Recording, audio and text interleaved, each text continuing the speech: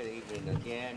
This is a special school board meeting, and we will only be addressing those items that are part of this agenda. If anyone has come prepared to speak, we will ask you to come next month to appear on the agenda. Unfinished business, Dr. Whitney. Thank you once again. Welcome everyone. I'm going to call to the podium Ms. Wendy Forsman, our Executive Director of Finance. She's going to do an overview of the proposed financial plan for 18-19. Realizing that board members, you have seen this before, the public has seen it, but we do want to allow Ms. Forsman to give us an overview, and hopefully you're able to vote on accepting it. Ms. Forsman. Good evening. This budget, as you know, is based on the former governor's proposed budget back in December. The General Assembly wasn't able to come to terms and put a budget out for us, so they'll have to come back for a special session. Unfortunately, that will happen after we have the state statute to have it to the city by April 1st. So we have to leave it alone until such time as we actually get a budget from the state. So we wanted to at least bring it back to you and bring it to the attention of everyone exactly what's in this budget as proposed. The proposed budget for 18-19, the total proposed budget, all funds, $168.1 million, or 4.34% increase. The operating fund increase is $6.9 million. The state revenue increased by $2.9 million and does include partial funding for a 2% raise in the second year of the biennium. And so they did give us partial funding for that, as you know. And again, this still gets us just barely where we were 2009 funding. So we're quite a ways away from 2009, but you can see that the state funding finally has gotten us back to that 2009 funding. The city appropriation request is $59.8 million, and that's an increase of $4 million. And again, the total revenue increase is $6.9 million as a total. In this budget, there are raises. The proposed budget has raises for teachers of $3,000 each. Support staff who are full-time will receive a 2% cost of living adjustment. Support staff who are permanent part-time will receive a 1% adjustment. There's an adjustment to the nurses' grade. This is year 1 of 3, and that's the results of a comparability study that we did with surrounding districts concerning our nurses. It also establishes a bus driver scale that will remove the compression on the scale for the bus drivers, and it'll get our starting pay increased from $12.30 to $12.61 an hour. The total cost of the raise increases is $4.7 million. Also in this budget, as you know, we're opening 2 new schools next year. So for Colonel Fred Cherry, we'll have a total of 23.7 staff positions needed in order to open that school. The total for those staff positions is $1.274 million. The utilities increase, which includes utilities and property insurance, those kinds of things, all included in utilities, $400,300 for a total increase of $1.6 million.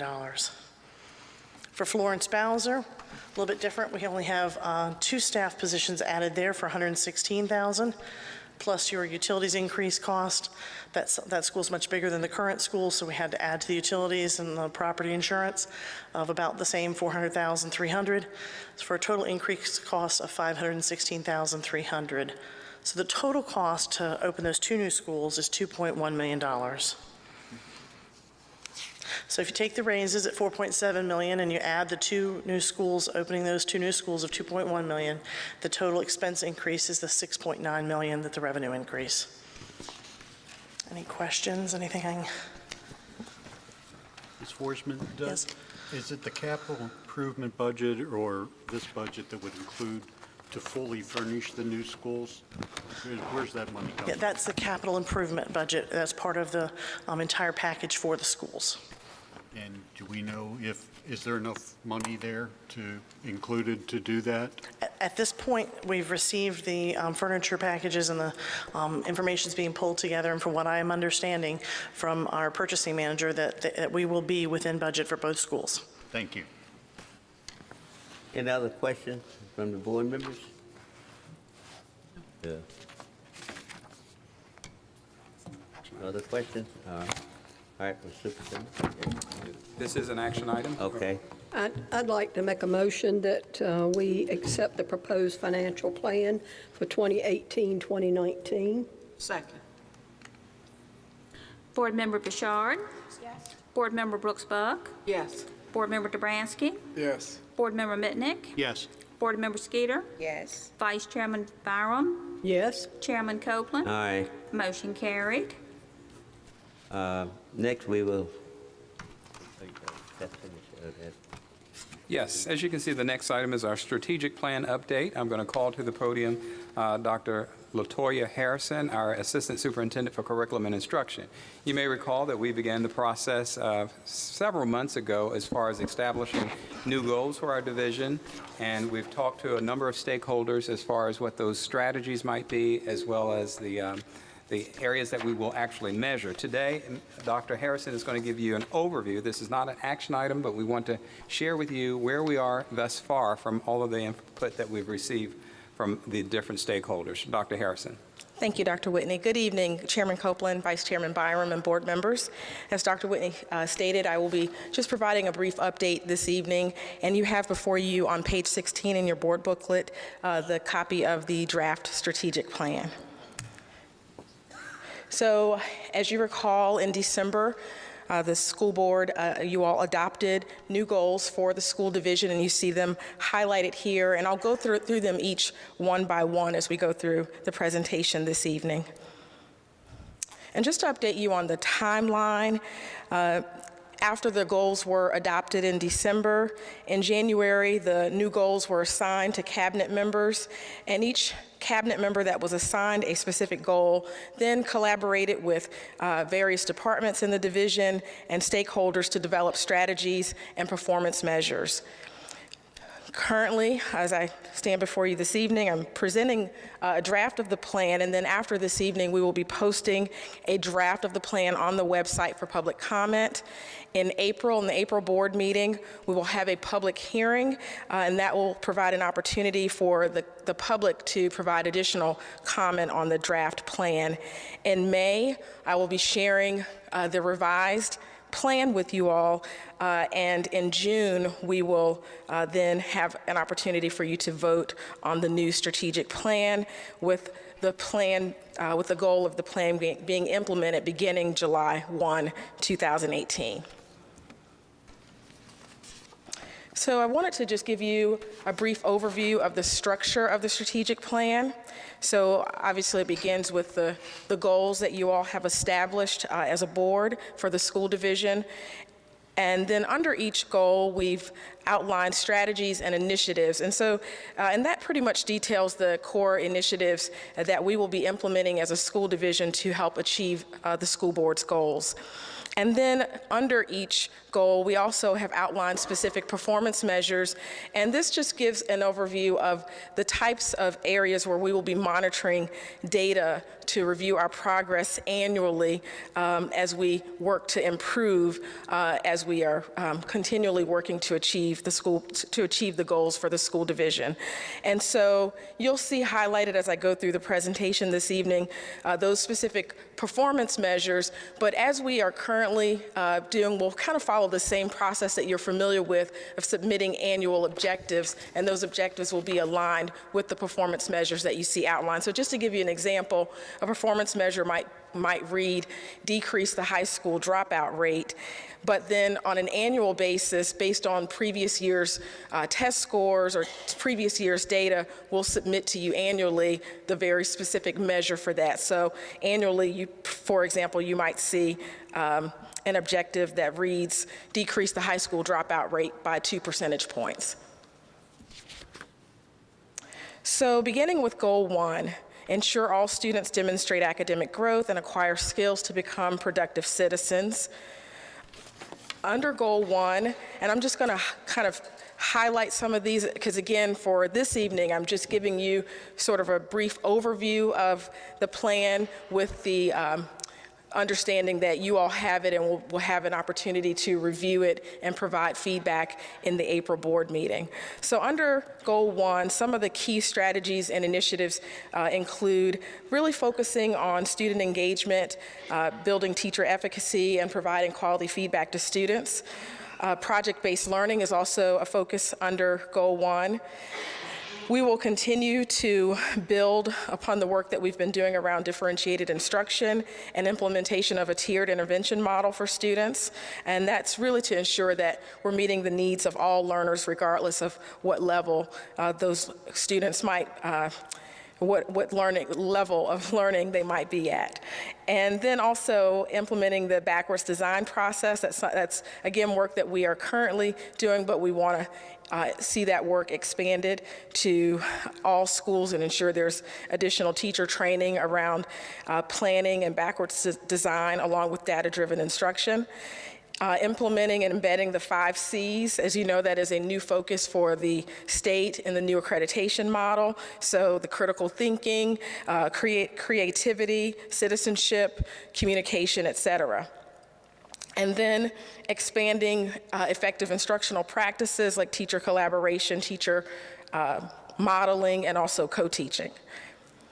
And some of the performance measures under Goal 1 will include things like increasing student proficiency in core content areas, increasing the division ACT and SAT average scores, also increasing advanced proficiency rates, increasing the number of industry credentials earned, decreasing the achievement gaps in reading and math, increasing the percentage of students with disabilities graduating with a standard or advanced diploma, decreasing the high school dropout rate, and increasing the number of students enrolled in advanced courses. Under Goal 2, ensure all students learn in a supportive, safe, and nurturing environment.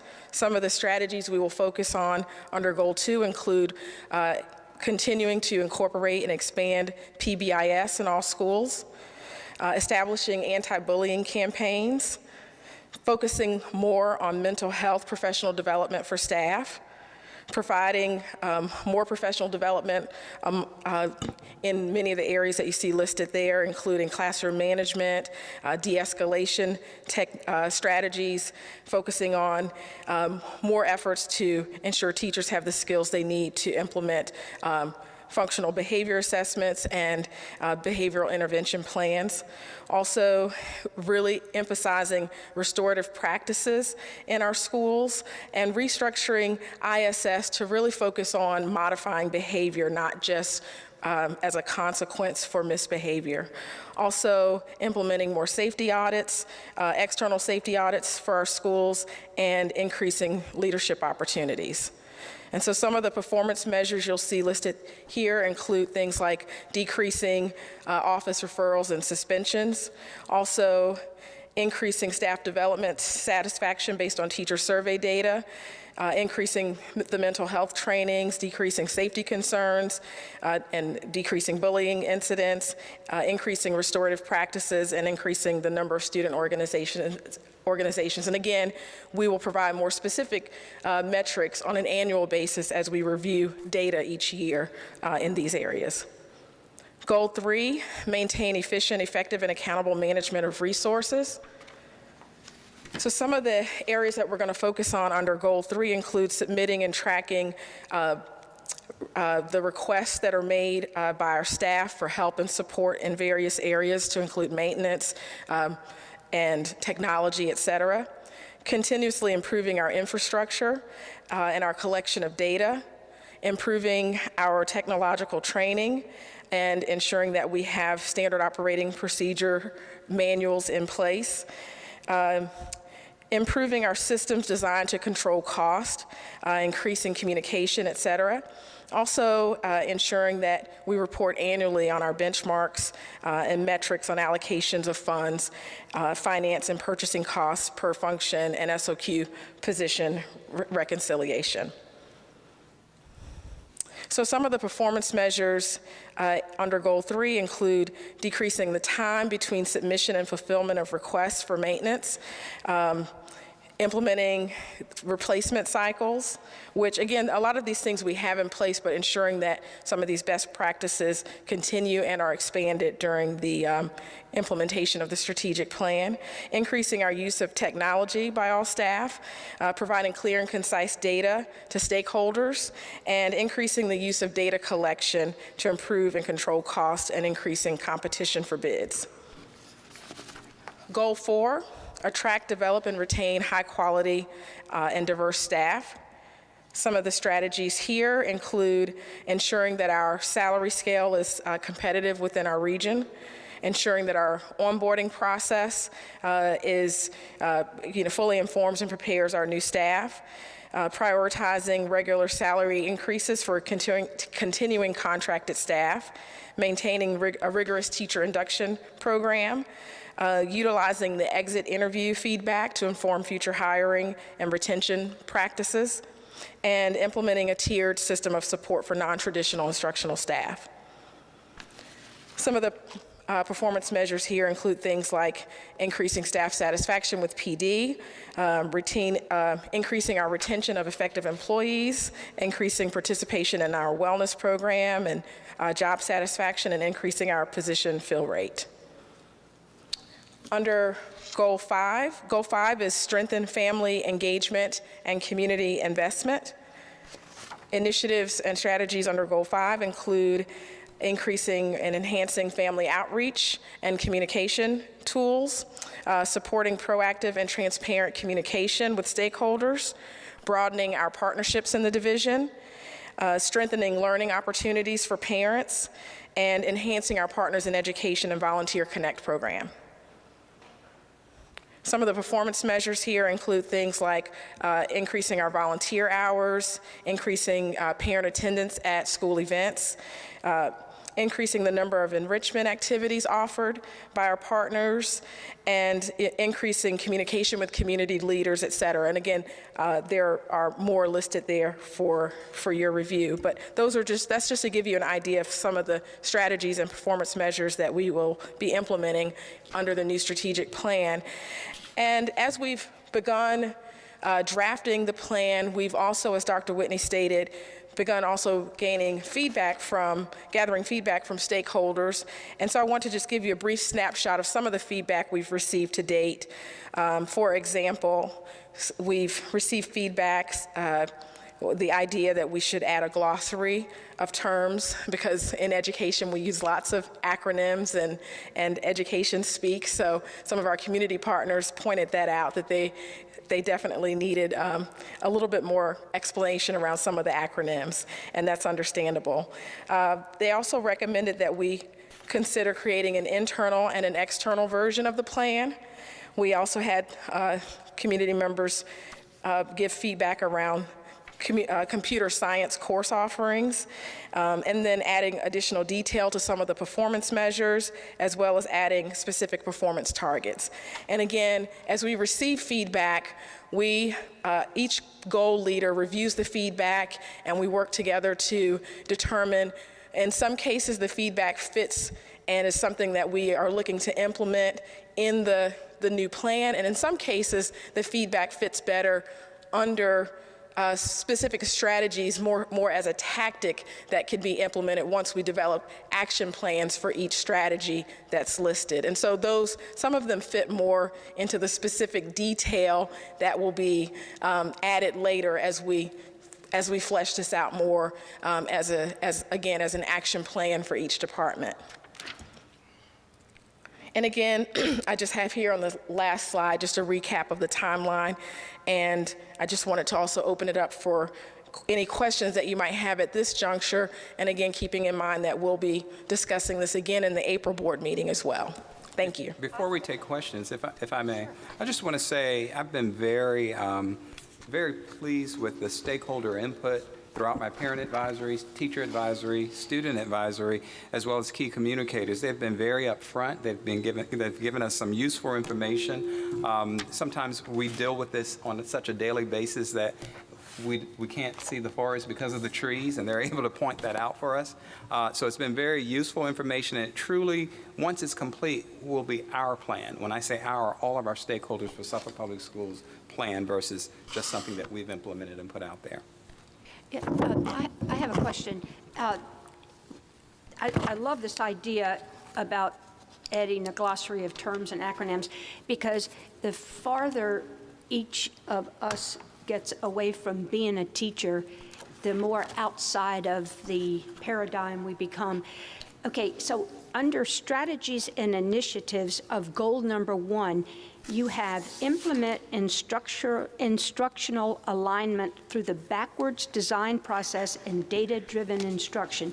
I do understand data-driven instruction, but what is the backwards design process? That's new to me. Sure, that's, you hear us talk a lot about alignment, Yeah. and that basically is just a strategy to help ensure that teachers are aligning their lessons with the rigor and with the level of the standards. And so they begin with the end in mind. They begin with deciding what is it that they want students to know and to be able to do at the end of a lesson. And so that's the backwards design part of the process. Yeah, we and then they called it plan from that perspective. Yeah, when I was teaching, we called it something different, but we did the same thing. I see. So you have the goal, and then you say, how are you going to get there?